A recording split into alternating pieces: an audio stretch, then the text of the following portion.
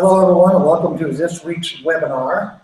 We're here in Scottsdale, Arizona at the MySwing Professional Studio. MySwing Pro is a three-dimensional motion capture system that we use in golf, baseball, and a lot of other sports.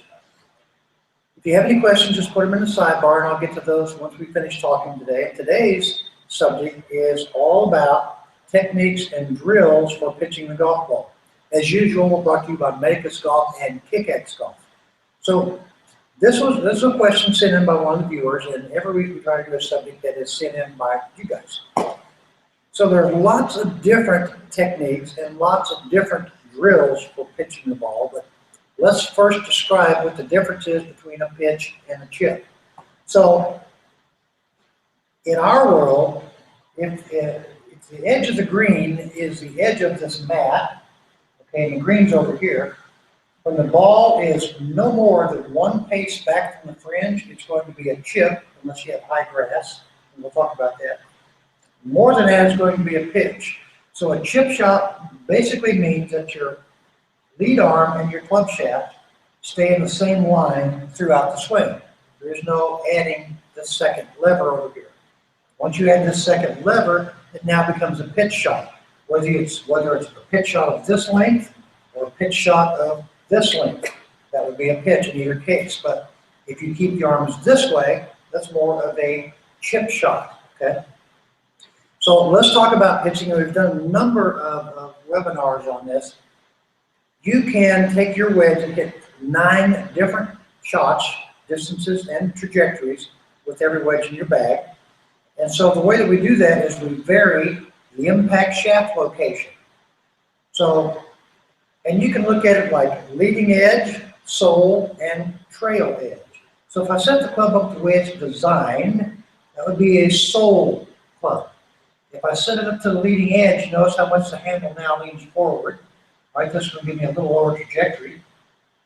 And if I set it up on the trail edge, I'm going to have more bounce. So when I come into impact, the shaft is either going to be vertical to slightly back, it's going to be slightly ahead the way the club is designed, or it's going to be farther ahead, lead off the club even more. So we vary it by where we are at impact and where we are at exit. And there's basically 3 locations for exit. There's 1 here, 2 up in here, and 3 all the way to the finish. So if we have 3 impact locations and 3 exit locations, that gives you 9 different shots. So a lot of people have been talking about hitting softer, less than full power pitches. And those would be described as more of a finesse pitch. So what you would want to do is set the ball up. You want to take your stance fairly narrow and turn your chest more towards your target so that your sternum is more in front of the golf ball. As you get set up, you'll notice that my hands are back, they're not leaning forward. So as I pick this up, and I'll do it from this line also, I pick this up, because my chest is turned and a little bit open to the target, club actually going to feel like it's moving more outside. So when I pick this up, club's moving more out and on plane. We do want to keep it on plane. We don't want to get it this way. We still want to keep it more in plane. And as I pick this up and bring it down, I'm going to let my arms just kind of get soft. So the way to do that is your elbows kind of get soft and into your body like this. So you can just pick it up, get your elbows soft, and the ball is just going to pop up. You can vary your impact locations, like I said, to hit a more penetrating pitch shot. Keep the hands more forward. Take it and hit it more with the leading edge along with your pivot. And then you're going to go somewhere in between that, which is natural. Setup of the club with the handle only slightly forward. And in all of these, however, when you come through, you have a choice of extending your arms or not extending your arms. If you want to not extend your arms, just feel like your target side elbow is rotating around this part of your chest. You do have to keep your chest moving as well. But when you do that, what you're going to feel and what you're going to see is that the club face is more skyward and less this direction, okay, or even this direction. We were just talking earlier with one of the guys here at MySwing, And he's been working on his pitching, and his idea was he needed to swing the club out a little more. As soon as he figured out he needed to let the arms just kind of go in softly, his pitching improved dramatically. Right, Brian? Absolutely. Absolutely. Okay. He's back there on his computer. Yeah, he's just having fun with it. But again, you can vary your kind of pitch. So a lot of people like to use the hands and arms, feel the body. We also do what we call a dead arms pitch, which is more where you set the ball up in the middle, a little bit of weight favoring the target side. When you take it back, rotate your body, arms, and hands together. You can see I have two angles here, not one angle like a chip. So it'd be like turning my navel and the butt of the club go back together, the navel and the butt of the club come through together. So you feel like your arms aren't really doing anything. It takes your whole body, and that's why we call it dead hands, because your hands really aren't doing anything except holding on to the club. All you're doing is kind of rotating your body back, turn your navel with the butt of the club, and turn it back the other way. That will come out a little bit softer, but it will roll forward when it hits. So there's a lot of different ways to pitch, like I said. It just depends on where the flag is. If you have a back flag, you're trying to fly it back there, you're trying to run it back there. So you might want to use a lower running pitch shot. Okay, keep the trajectory down, let it roll back there. If you've got kind of a front pin, you want to hit a higher trajectory shot, but you want to hit it past the pin. And a good way to look at that is if I'm trying to hit this shot to the camera, let's say, I'm not looking at the hole. I'm looking at the top of the flag. I want to see the ball coming down this direction. So my eyes are looking up here. So when I hit this shot, I'm trying to feel like it's going up and coming down this way, but behind the flag. Because if you hit it high, but you don't get it to the flag and the pin's up front, you could either fall off a false front, the ball will come back to you, or you may not even get it there. So again, think of if you had to pitch a ball and or a penny, and I was going to throw this ball towards the camera, my body would go like this. I wouldn't go like this. Okay, this ball is going to go left most of the time. I'm going to pitch this. So it's like an underhand toss. So get the feel of taking the club back and tossing it. And the higher I throw my hand this way, okay, the higher the trajectory is going to be. The lower I throw it this way, the lower the trajectory is going to be. So you just emulate that with your golf club. Throw it low, throw it high. Let the arms just come all the way up in here.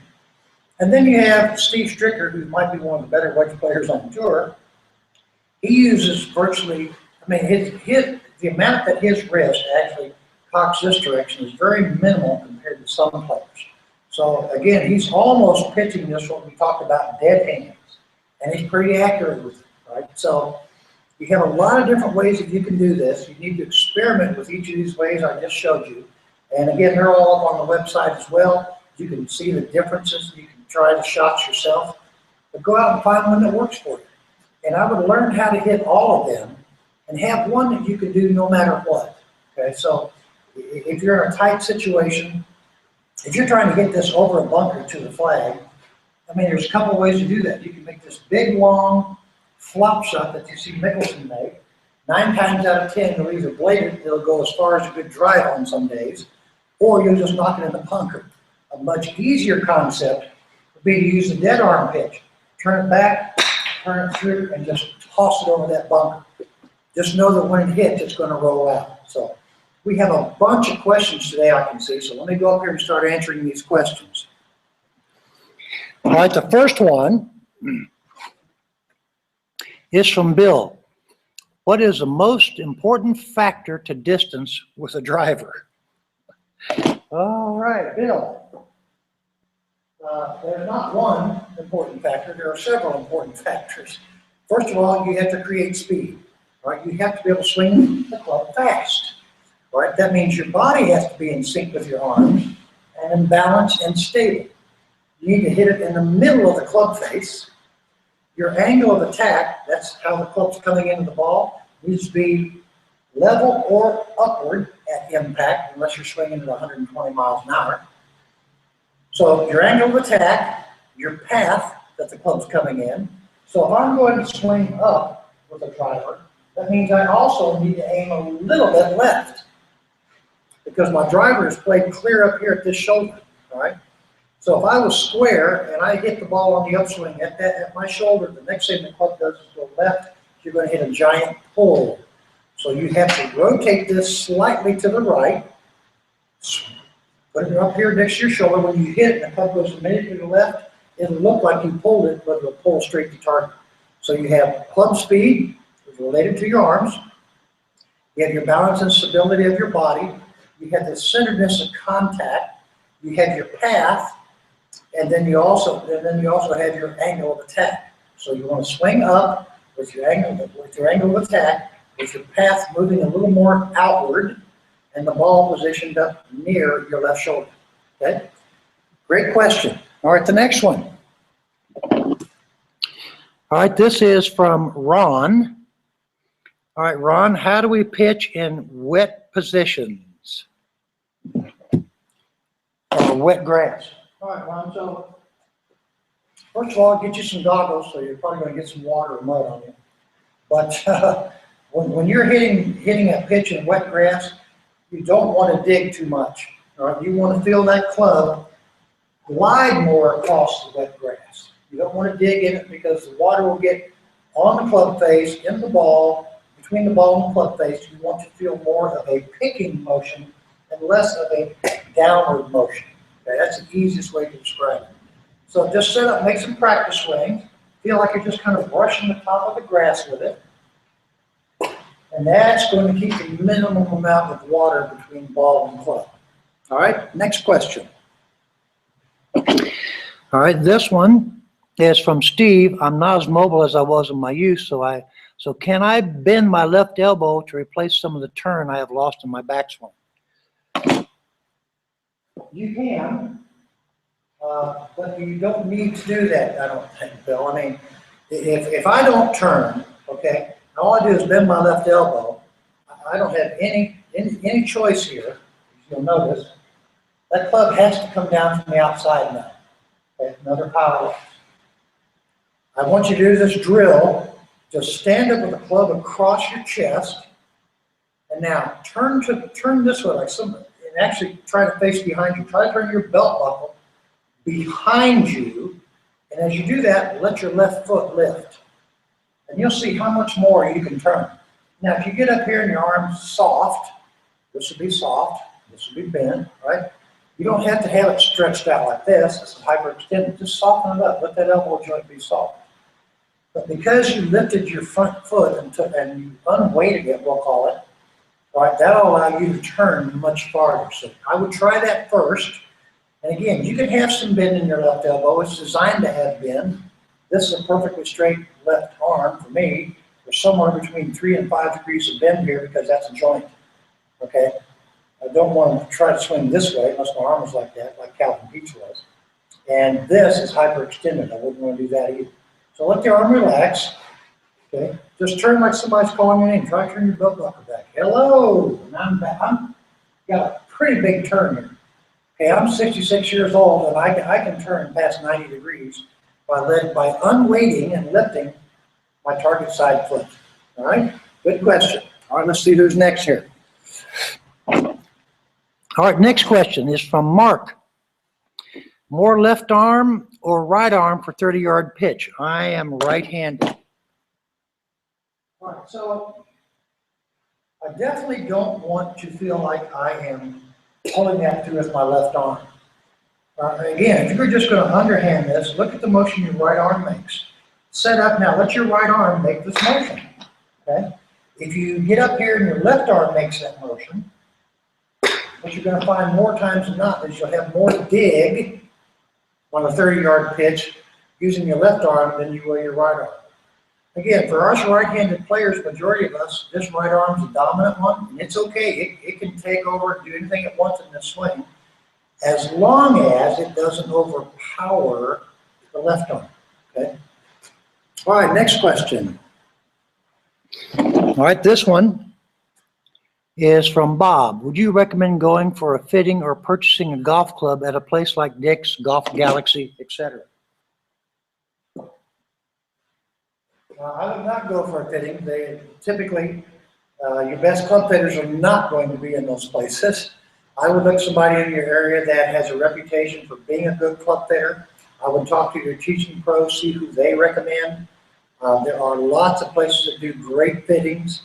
But again, I wouldn't go to a big box store to do that because while they may have some training in club fitting, that's not what they do on a day-to-day basis. I go to people that do that for a living, all right? Next question. This is from Walter. I top the ball frequently when chipping or pitching. How can I avoid this? Okay, so if you're topping the ball, there's a couple of reasons that you're topping it. First, you have to remember that the club's designed to be an angle like this, okay? I'm going to come up here a little bit closer so you can see this. So my club's designed to have a little forward lean like this. All right, so if I'm chipping the ball and I swing down like this, you can see how I'm going to hit down here. The ball's going to go this way. If I allow the club head to go in front of my hands, you'll see the club's moving upward. I'm going to hit the top part of the ball, which is going to keep it more on the ground. So when you're topping it, generally, the weight is too far back on your trail foot, and your club head is going past your hands this way. I would set more weight at address on the front foot, lean the handle forward, pick it up and allow it to come downward. So a good way to do this is just take an alignment rod and lay it down lengthwise like this and then set up to it like it's a golf ball. Now get far enough away back this way from it so you don't hit it. Pick the club up, swing down, make sure you're striking the ground either where the rod is or slightly in front of it.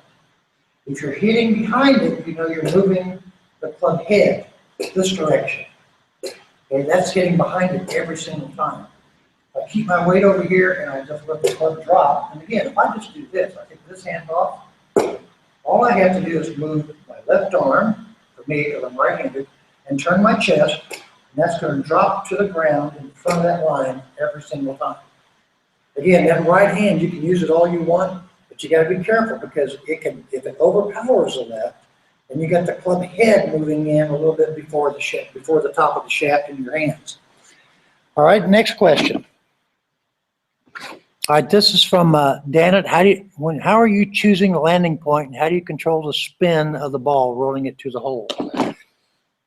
All right, so depending on what shot you're talking about, we're talking about pitching today. If I'm going to hit a low trajectory pitch shot, I'm going to hit it 1/3 of the distance in the air and let it roll out the rest of the way. I'm hitting the highest lofted shot that I can. I'm going to fly it 2/3 of the way and let it roll the final third. If I'm hitting just a mid-trajectory standard pitch shot, I'm going to fly it halfway and let it roll the rest. So you pick the point depending on the trajectory of the shot you're going to use. All right, next question.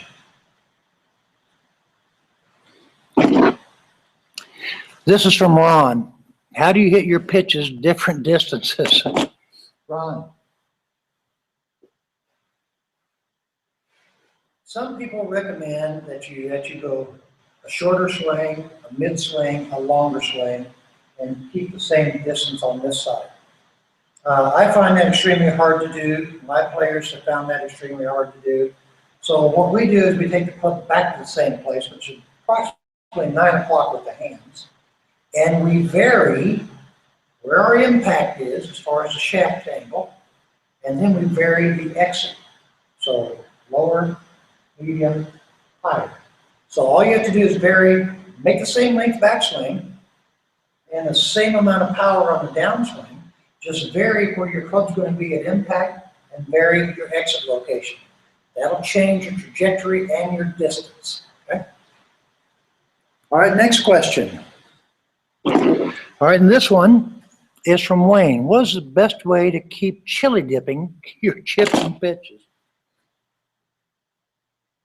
Okay, so if you are laying the sod over it or hormeling your chips, as we call it, chili, that typically is you're hitting behind it, and then when you hit behind it, the club is skipping and you're blading the ball forward. So again, what I would do is I would move the ball back slightly, Set a little bit more weight on your target side. Keep that weight there as you make your backswing, and increase the amount of weight in the downswing. So here, increase it. Keep the handle moving, not the club head. All right? Next question. All right, this one is from John. How would you play a bunker shot that you want to roll out as opposed to checking up? All right, so the closer you hit to the golf ball in a bunker, the more spin it's going to have. So if I wanted to hit the ball, make it roll out a little more, I would hit a little bit farther behind the ball, and then from there, I'll do it from this angle. From there, instead of coming out of the bunker this way, you know, if the elbow's soft and the club facing upward, I would get a little more rolling action, that we would call it, of the club face. Let me back up here so you can see it. I would get a little more here, and then it would hit and roll out. At the Ladies Open several years ago, all the players were finding when they hit their bunker shots, it was on the 18th hole. Paula Kramer actually lost to this Korean lady. I'm sorry, I can't remember her name right now. But all the players that hit in that bunker on the 18th hole were using a standard bunker shot. They'd hit the ball, it would pop up, and it'd roll maybe a foot. And when she hit hers, she used this technique I just showed you. The Korean lady stepped up, and she hit it. You could see her actively try to move this face over this way. Hers hit, rolled out towards the hole. She had a tap-in lip, and she won by a shot. So, again, when you're experimenting in the bunker, just remember the closer you hit to the ball, the more spin it's going to have. And it's not always hitting 4 inches behind the ball. If you get in that bunker and you can only dig your feet in 1 inch, then you only hit 1 inch behind it. If it's real soft sand like they have in Florida, you may be in that 6 inches down. You're going to have to hit 6 inches behind. Just make sure, however, that your pressure, all this weight is forward. You don't want to hit a bunker shot falling backwards. Okay? All right, and our last question. And this is by Jay. Normal ball position is off the left ear, but is that when standing straight up or when the spine is tilted to the right? All right, so let's say, for instance, I've got a golf ball on the ground here, and I'm going to stand this normal position for this golf ball. If I draw a line from the back of that ball straight up, it is right here, just to the left of the center of my body. Okay. Now, and I'm standing straight up, so let's say I tilt about 10 degrees to the right. Now when I draw that line up, it's more where my logo is. So you want the ball position relative to your upper body after you have taken this tilt. So let's say that you position it at your left shoulder, and you're straight up, and now you tilt this way. Now the ball is outside your left shoulder. So always take your ball position relative to your upper body, and after you have added whatever upper body tilt you have. Okay? All right, well, that looks like all the questions for today. I want to thank you guys. It was great. We had some good questions. Keep those topics coming in. We've got a couple of things online for next week that I saw come in earlier that you guys want me to talk about. So we'll try to put that all together for you. And if you need to work on your game, come on out here to Arizona. It's nice and warm here. And I'll see you then.